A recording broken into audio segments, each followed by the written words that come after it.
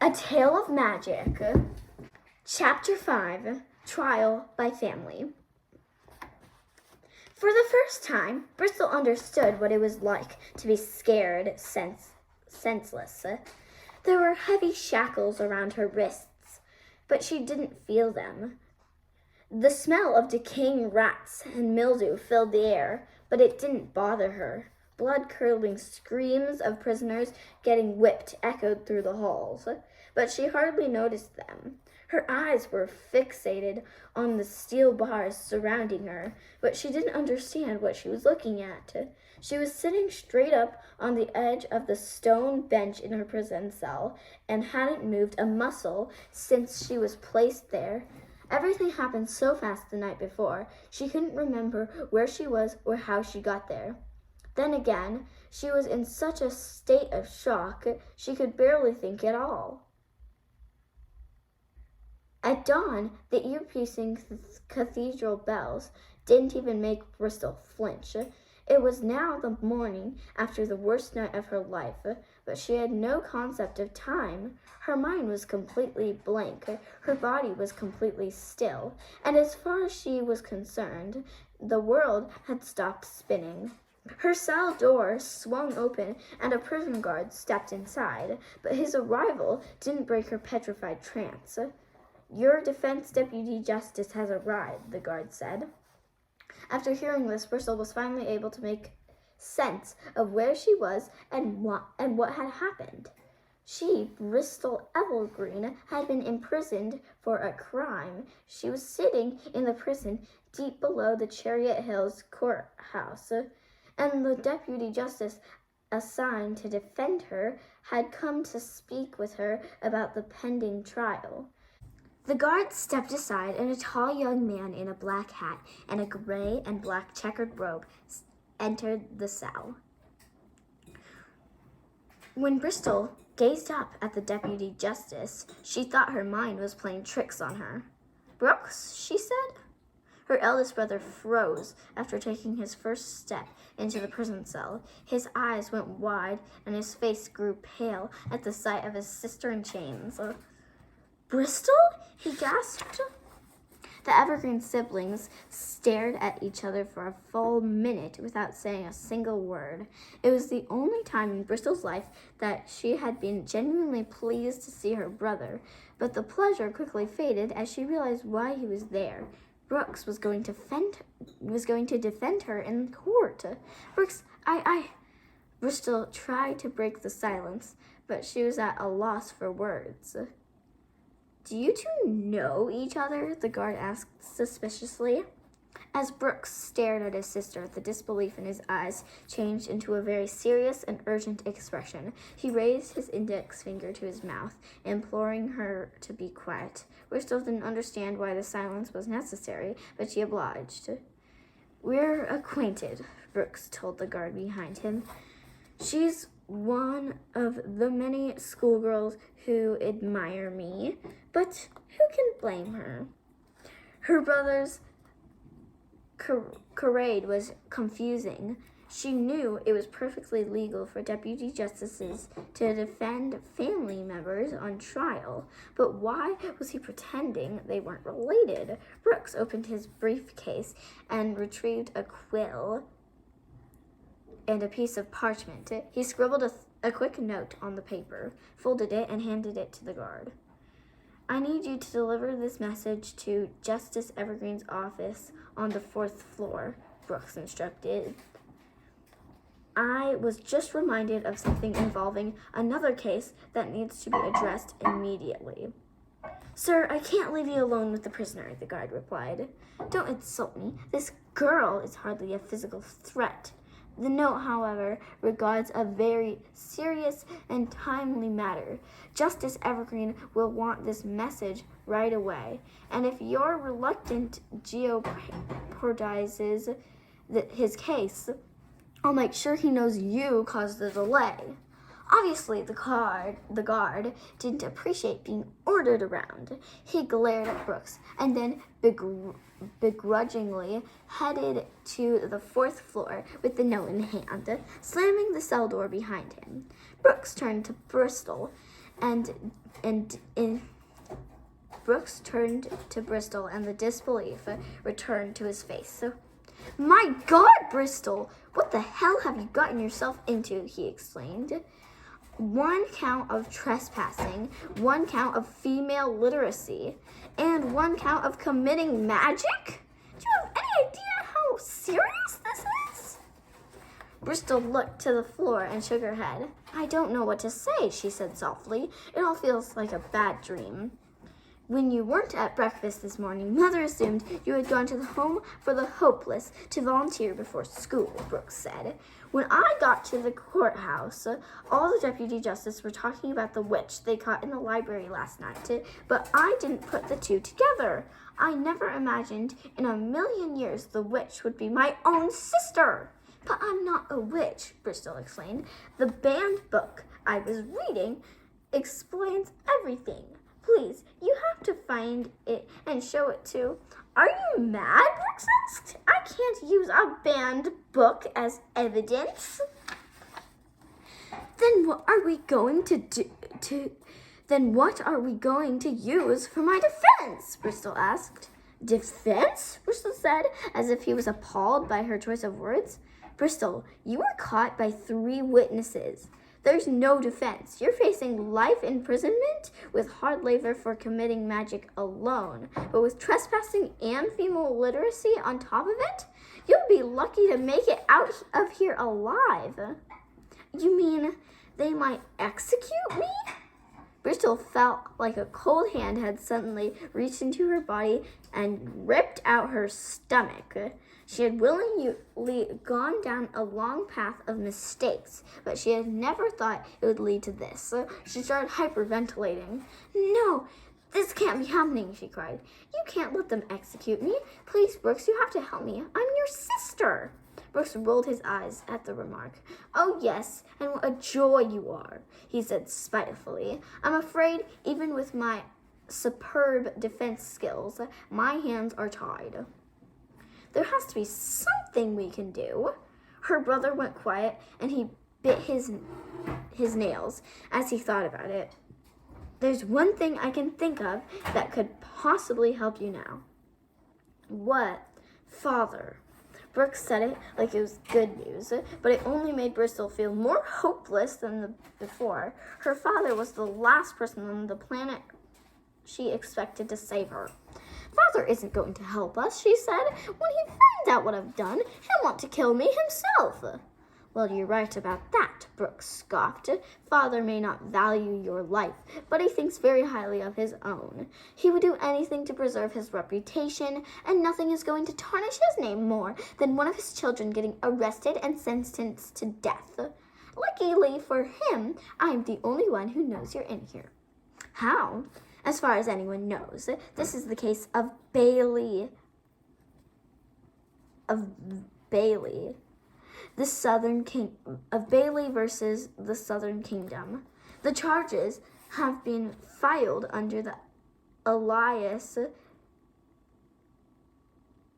you gave the library. When Father gets my note and realizes you're the one on trial, he's going to do whatever he can to sweep this case under the rug before his colleagues find out." "But what if he doesn't?" Bristol asks. "Father can't be my only chance of survival." "Then it all depends on your trial," Brooks explained. "First, the prosecution deputy will present your charges to the sitting justice and recommend a penalty. If they recommend the minimum penalty, the justice will most likely sentence you to life imprisonment with hard labor. But if the deputy recommends the maximum penalty, I guarantee the justice will sentence you to capital punishment." "But the sitting justice doesn't have to take the recommendation. It's just a suggestion," Bristol recalled from what she had read. "Even if the prosecution deputy recommends the maximum penalty, the justice could still be merciful." Brooks' face fell flat, and Bristol knew there was something he wasn't telling her. "There won't be any mercy this time," he said. "Your trial is being overseen by Justice Oldregade. Who? Justice Oldregade is the most despised justice in the court system. He has a god complex and is notorious for condemning people to death whenever possible. Even when prosecuting deputies recommend the minimum penalty, Oldregade likes to bully them into recommending the maximum penalty just so he can enforce it. Oh my gosh, Bristol gasped. It gets worse, Brooks went on. Oldregade has hated Father since their days at the University of Law.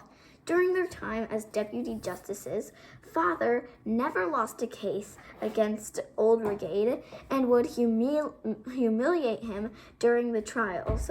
That's the reason he assigned me to your defense.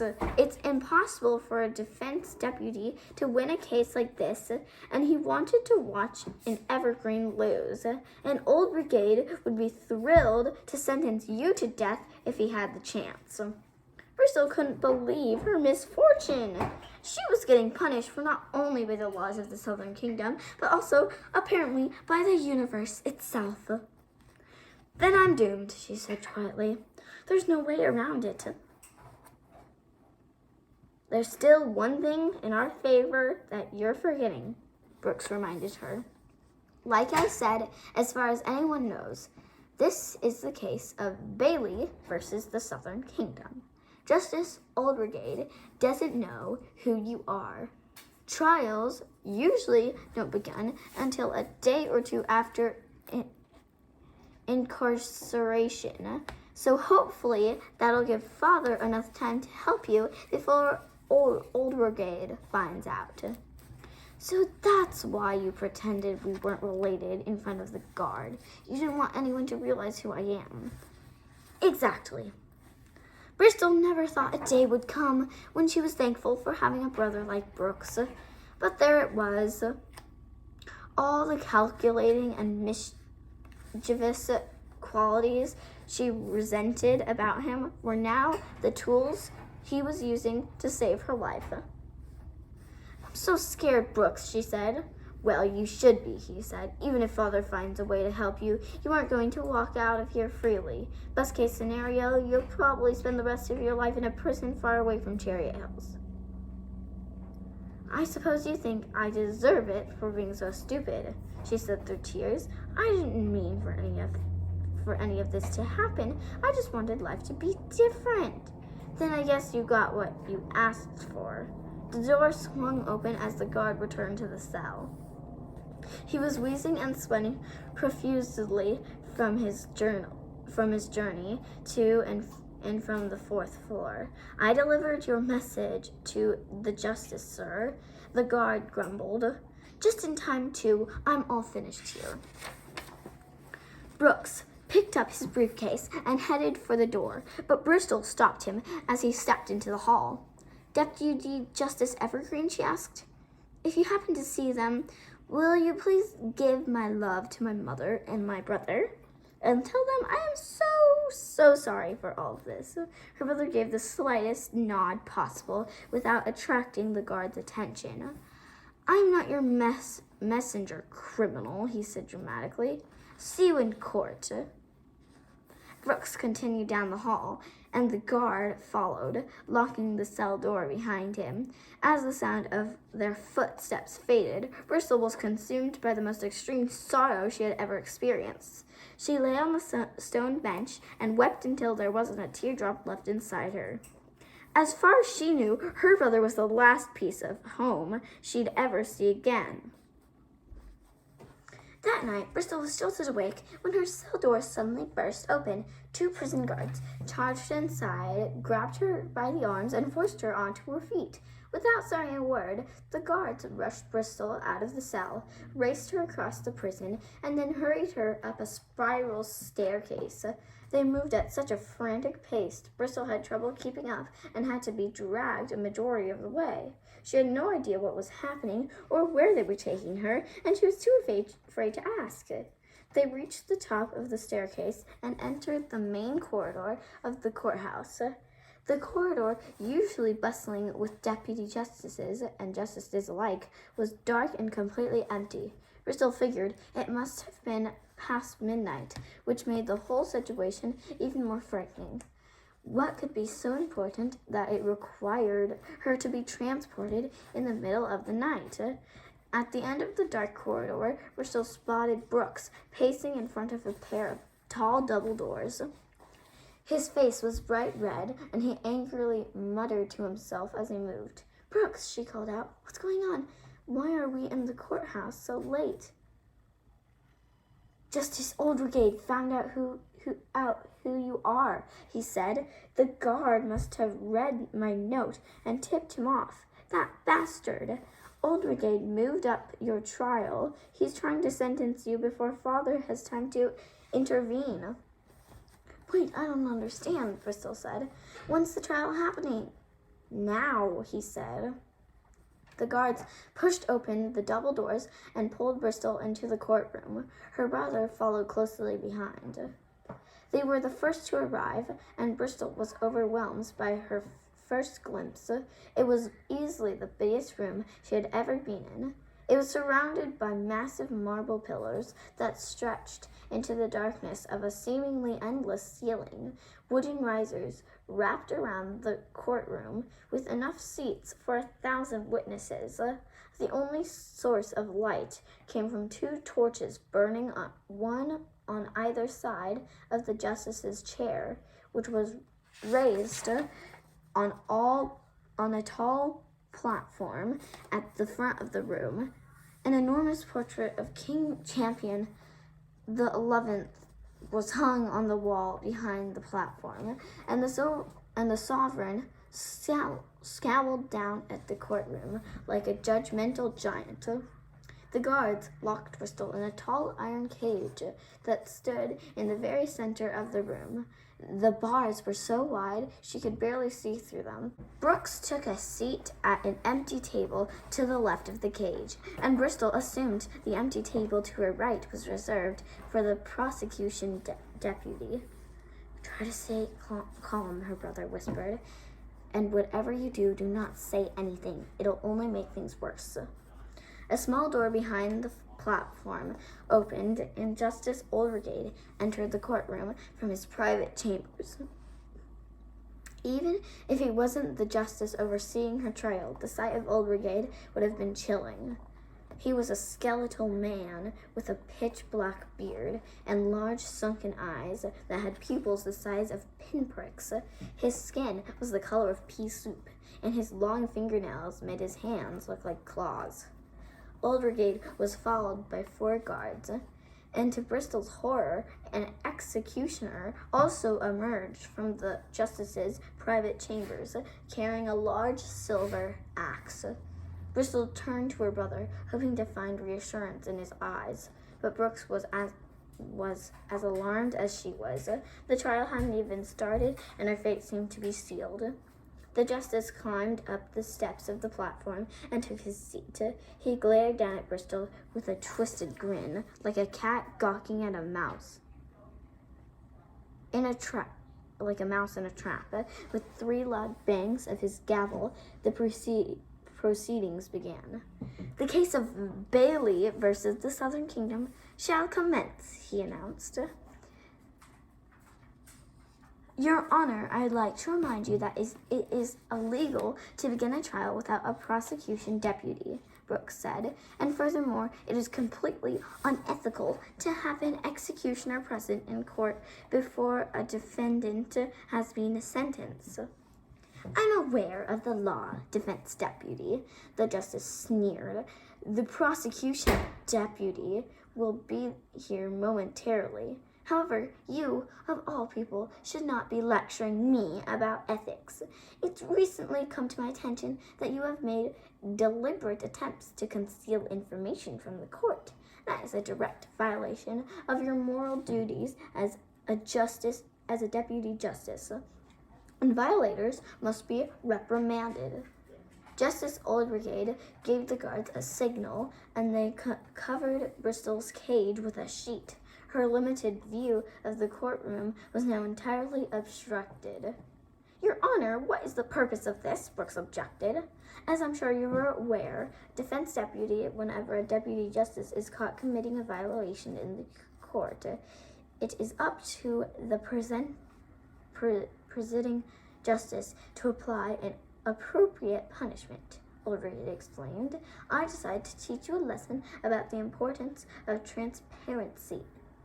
Since you attempted to conceal the defendant's identity from me, her identity will be concealed for the rest of this trial. You are not to speak a word about who she is until after the prosecution deputy has recommended penalties. Let one word slip and I'll charge you with conspiracy to assist a criminal. Is that understood? Bristol didn't have to see the hatred beaming from her brother's eyes to know it was there. Yes, Your Honor, Brooks said. I understand. Good, Old Brigade said. Bring in the prosecution deputy. The double doors creaked open, and Bristol heard a new pair of footsteps enter the courtroom. Strangely, the prosecution deputy only made it halfway through the room before he stopped in his tracks. Brooks? A familiar voice asked. Barry? He gasped. You're the prosecution deputy? Bristol felt lightheaded and went weak in the knees. She had to grab the bars of her cage to prevent herself from sliding to the floor. Justice Ulrigade was using her trial to get revenge on the Evergreen family, and it was more malicious and cruel than she could ever have imagined. This is my first assignment, Barry said happily. Why didn't you tell me you were the defense deputy on Bailey versus the Southern Kingdom? I was trying to keep it quiet, Brooks said. Why is the defendant covered up? Barry asked. I'm not allowed to discuss it, Brooks said. Barry, listen to me. This trial is not what it seems. That's quite enough, defense deputy, Justice Oldbrigade commanded. Thank you for joining us on such a short notice. Prosecution deputy, now please step forward and present the charges against the defendant. Barry took his place behind the table to Bristol's right.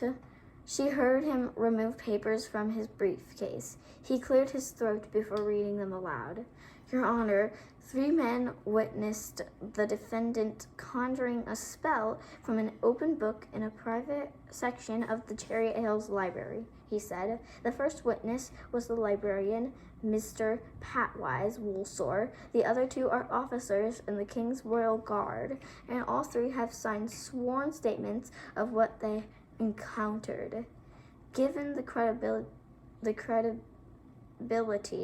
of the observers, the defendant has been charged with 1 count of trespassing, 1 count of female literacy, and 1 count of committing magic.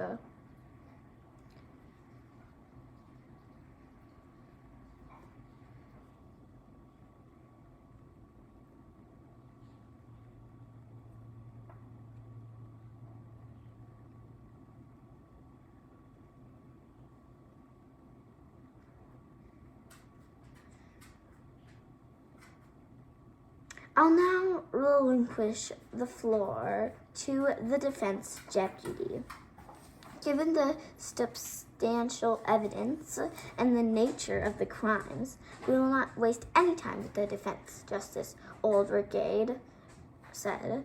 Your Honor, I object, Brooks shouted. Overruled, and watch your tone, defense deputy, the justice warned. Now moving on, what penalty does the prosecution recommend? This was the moment Bristol had been dreading. With just 2 words, her brother would either save her life or cement her demise. Her heart was pounding out of her chest, and she forgot to breathe as she waited to hear his answer. Your Honor, due to the number of felonies that were committed in such a short period of time, I believe the defendant may commit more crimes if given the chance. We must remove all likelihood of it happening again, and furthermore, we must prevent all possibility of the defendant, harming innocent lives in the process. That is why I must recommend you sentence them with a Barry, you've got to stop, Brooks shouted. Defense deputy, control yourself, Oldregate ordered. I know you think you're doing the right thing, but you're not. Guards, restrain and silence him immediately. Oldregate is hiding the defendant from you on purpose. Don't recommend a maximum punishment. Trust me, you're going to regret it for the rest of your life. Bristol could hear Brooks fighting off the guards as he tried to convince their brother. He grunted and choked as they pinned him down and stuffed a cloth into his mouth. God, you're pathetic, Barry told his brother. Your desire to sabotage me is so great you're willing to make a complete fool of yourself in court. But I'm not as daft as you think, and I won't let you jeopardize my career. Father said I needed to show strength if I wanted the court to take me seriously, and that's exactly what I'm going to do. Your Honor, the prosecution recommends the maximum penalty. After hearing her brother's recommendation, Bristol lost all feeling and collapsed on the floor of the cage like a marionette with severed strings.